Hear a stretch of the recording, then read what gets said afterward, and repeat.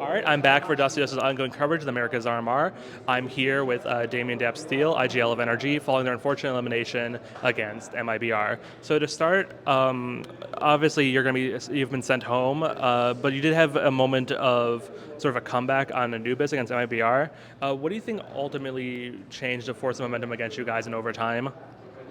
I mean, it's hard to say just because like Anubis has definitely been one of our weaker maps, and you know, we didn't have much prep going into this event. We didn't even know we were coming here. We didn't have a boot camp.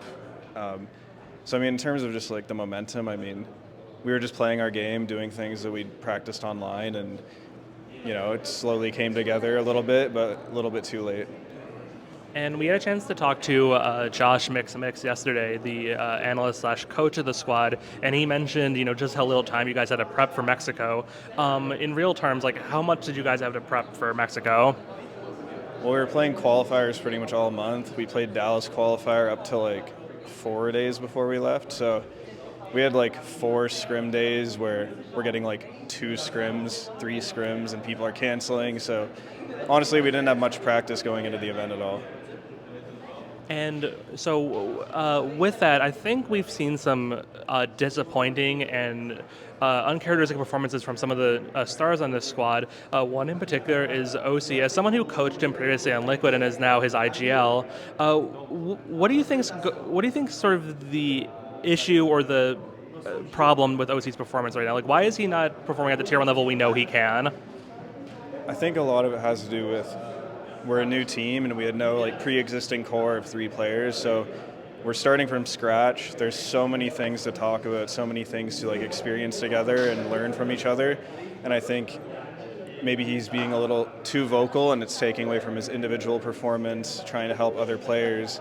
Because like even like I didn't. This is my first pro team in 4 years, like seriously playing, and then Justin or Fang hasn't played for like 6-8 months, and Breezy also didn't play for 6 months. So it's like we're a new team, and we have 3 people who haven't really played in a long time. So there's been a lot of like hardship, just kind of like getting a consistent form.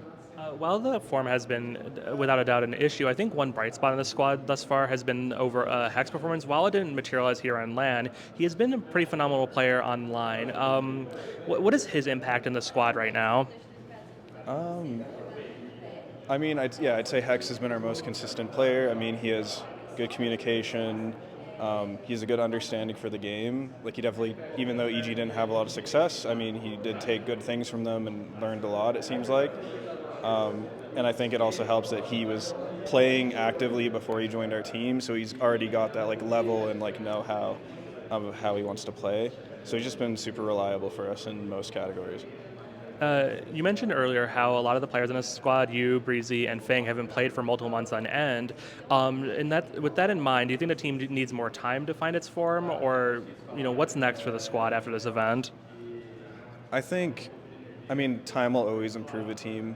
I think the conversation more so is like how much time realistically do we need to get to the level we want to be at, because I mean, even when we made the team, we like rushed to make the team, and then we just rushed to make the team so we could qualify for ECL. So we had no practice for that.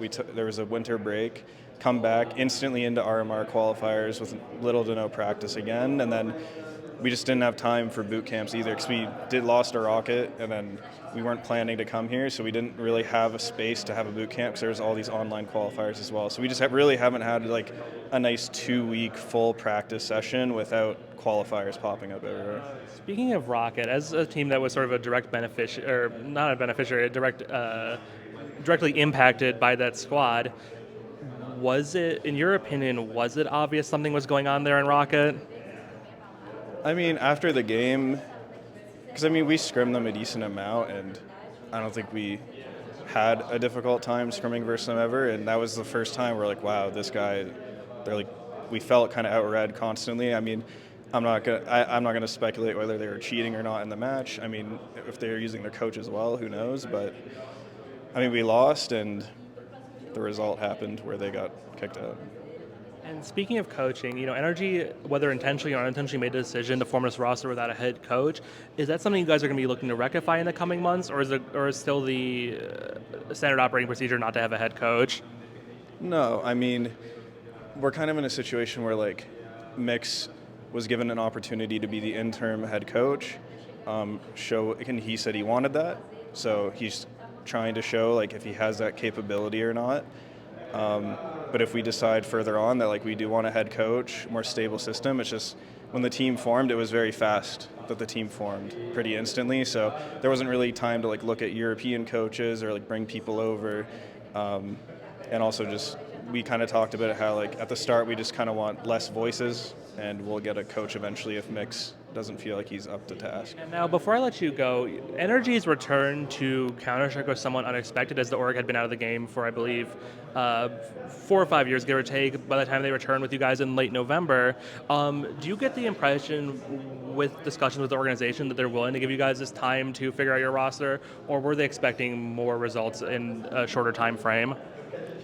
I mean, the reason I even took the ambitious route of playing again is Energy's an amazing org. They're willing to take time. They made that clear. And I mean, even when I was on Energy originally in 2017, it's like we didn't do shit for like all of 2017. We made like a couple pro leagues, I think. And then 2018 rolls around and we're really good.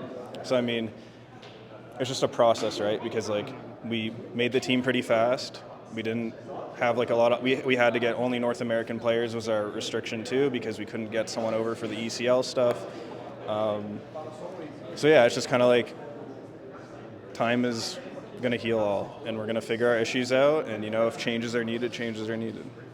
Hopefully time heals all wounds for Energy, as they've been eliminated from the Americas RMR, but hopefully we'll see them in action again soon in ESL Challenger League and upcoming qualifiers. Thank you so much for your time, Damian, and we'll see you around.